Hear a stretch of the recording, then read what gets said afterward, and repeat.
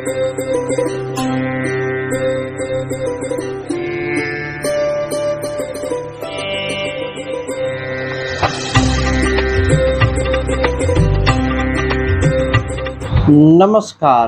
प्रिय दर्शकों, हाजिर हूँ मैं। आप पूजा पाठ में कुछ ऐसी गलतियाँ करते हो जिससे कि उस गलतियों के हिसाब से आपके पूजा का पूरा फल आपको नहीं मिल पाता। छोटी छोटी ही बात है, दीपक किस साइड रखे नहीं पता, कहाँ पर रखे नहीं पता, शंख किसे बजाना चाहिए किसे नहीं बजाना चाहिए, कब बजाना चाहिए, शंख कहाँ पर रखे नहीं पता, हवन किसे करना चाहिए कब करना चाहिए नहीं पता। कुछ ऐसी छोटी गलतियाँ जिससे कि आप नहीं जानते हो और अपने मन से कर देते हो कि भगवान की पूजा कर रहे हैं, चाहे जैसे करो फल मिलना ही मिलना है। तो भाई जब सिर्फ फल के लिए कर रहे हो तब आप करो, कोई मतलब नहीं। किंतु यदि भगवान की प्रीति चाहिए तब आपको जो है थोड़ा बहुत सजग रहना पड़ेगा। मात्र याद रखिएगा, फल के लिए सिर्फ आप जो मन तो करो, भगवान का सिर्फ नाम भी ले लो तब भी आपको फल मिल जाएगा। क्योंकि कलयुग केवल नाम आधारा, पूजा पाठ करने की जरूरत ही नहीं, भगवान का नाम ले लो सबसे बड़ी पूजा है। किंतु भगवान में प्रीति चाहिए, भगवान की कृपा दृष्टि चाहिए, तब इन बातों का ध्यान आपको रखना अति आवश्यक है। तो प्रिय दर्शकों, आप पूजा पाठ भी करो, फल भी ना मिले, भगवान की कृपा दृष्टि भी ना मिले, तब क्या मतलब ऐसी पूजा का। तो जो भी करो आप ध्यान पूर्वक करो और अपने मन में जो बातें आज बतलाने वाला हूँ उसे फिट कर लो, कहीं पर लिख लो। तो सबसे पहले बात करें दीपक की। पूजा पाठ में आप दीपक देखो तो बहुत सारे लोग होते हैं जो दीपक जलाकर डायरेक्ट धरती पर रख देते हैं, ऐसा नहीं करना चाहिए। दीपक में आपकी कुल देवी देवताओं का वास होता है, वहां पर उनका स्थान होता है। तो आप जब भी दीपक जलाओ तो उसके नीचे थोड़ा सा चावल रख दीजिए, ना चावल हो तो फूल रख दीजिए, ना फूल हो तो कोई प्लेट भी ना मिले तो कुछ पान का पत्ता, कुछ भी किसी भी प्रकार का पत्ता लगाकर नीचे तब उस दीपक को रखिए, उसको आसन दीजिए बैठने के लिए। तब आपका जो है पूजा पाठ में एक कड़ी मजबूत होती है और आप एक कदम भगवान की तरफ अपना बढ़ाते हो। प्रिय दर्शकों, इसी प्रकार जो दूसरी बात है, अब देखिए पहले जो है ब्राह्मण क्षत्रिय वैश्य तीनों के घर में शालिग्राम होते थे। आजकल पंडित जी को छोड़ किसी के घर में है ही नहीं, और वो भी पंडित जी जो सिर्फ पूजा पाठ कराते हैं उन्हीं के घर में है, बाकी और किसी के घर में है ही नहीं।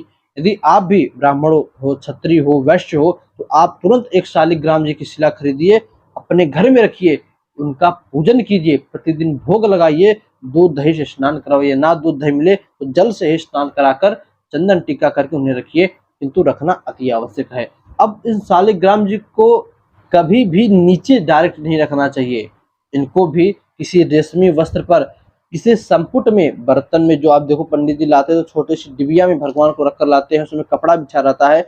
इसी प्रकार आपको भी एक छोटी सी डिबिया ले लेनी है या सिंहासन लेना है। आप घर में कर रहे हो, जजमानी में जाना नहीं है, तो आप एक जो भगवान के लिए सिंहासन ले लो, उस पर जो है रेशमी कपड़ा बिछाकर उस पर भगवान का रखो।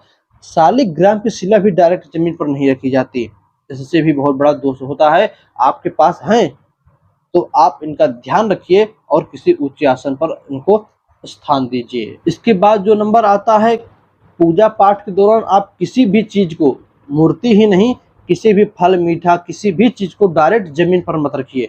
वो लोग होते हैं प्रसाद फल है तो घुमाया डायरेक्ट चौकी पर रख दिया, नीचे रख दिया, ऐसा नहीं करना चाहिए। उस फल के नीचे कोई पत्ता लगाकर, कोई कपड़ा लगाकर, कुछ भी लगाकर, उसके ऊपर कोई कटोरी लगाकर उसके ऊपर रखना चाहिए। डायरेक्ट जमीन पर किसी भी प्रकार की चीजों को नहीं रखना चाहिए। प्रिय दर्शकों, इससे बहुत बड़ी हानि होती है। मैं उदाहरण से समझाऊं तो मैं आपको ही भोजन दे रहा हूं, मान लीजिए आप भोजन करने बैठे हो, खाना खाने बैठे हो, अब मैं बिना थाली के एक कलछुल दाल लाकर आपके सामने धरती पर गिरा दूं, थोड़ा सा चावल लाकर धरती पर गिरा दूं, रोटी लाकर धरती पर गिरा दूं, सब्जी लाकर धरती पर गिरा दूं, तो आप क्या उन सभी चीजों को खाओगे? नहीं खाओगे, उठाकर कूड़े में फेंक दोगे, क्योंकि वो आपके खाने योग्य बचे ही नहीं। आप विधिवत यदि आपको थाली में कटोरियां रखकर उसमें सभी भोजन सब्जी इत्यादि दी जाए, तब आप बड़ी अच्छे से भोजन करोगे और जो है कहोगे भी कि आपके अंदर संस्कार है भोजन कराने का। आपका जो है कृपा दृष्टि भी पड़ेगी। शंख को आप देखो, बहुत लोग होते हैं डायरेक्ट पलट कर उसे धरती पर रख देंगे कि वो ढंगलाए ना, या जो है वो इधर उधर गिरे ना, उसको पलट कर डायरेक्ट जमीन पर रख देते हैं, यह भी गलत है। शंख के लिए स्टैंड आता है या कपड़े का बना लीजिए। शंख को हमेशा सीधा, जो खुला वाला भाग होता है वह ऊपर करके आप फोटो में देख सकते हो, खोला वाला भाग सीधा ऊपर करके पलटकर शंख को रखना चाहिए और बन सके इस शंख में आप जल भर कर रखिए। प्रतिदिन पूजा करने के बाद जल उस शंख को बजाइए, फिर धुलकर उसमें जल भरकर रख दीजिए। अगले दिन प्रातः काल जब आप पुनः पूजा करने आओ तो उस जल को किसी साफ बर्तन में निकालकर शंख को धोकर शंख की पूजा कीजिए, बजाइए, फिर दूसरा जल भरकर रख दीजिए। जो पुराना वाला जल था, जो पानी था, उस पानी को अपने घर में चारों ओर छिड़काव कीजिए। नेगेटिव ऊर्जा के साथ साथ घर में जितने भी लोग उस शंख के जल का पान करेंगे, उनका जो गला होता है, जो बच्चा बहुत समय से नहीं बोल पा रहा हो, कंठ बहुत धीमी आवाज निकलती हो या किसी भी प्रकार की आवाज चली भी गई हो, तो आप उसे जो शंख बजती है, उस बजने वाली शंख का जल प्रतिदिन थोड़ा थोड़ा पिलाइए। धीरे धीरे उसका गला, कंठ खुल जाएगा, उसकी आवाज चलने लगेगी। प्रिय दर्शकों, आप इस शंख के उपाय को कीजिए, आप देखेंगे कि उस बच्चे की आवाज धीरे धीरे प्रकट होने लगेगी, वह बोलने लगेगा।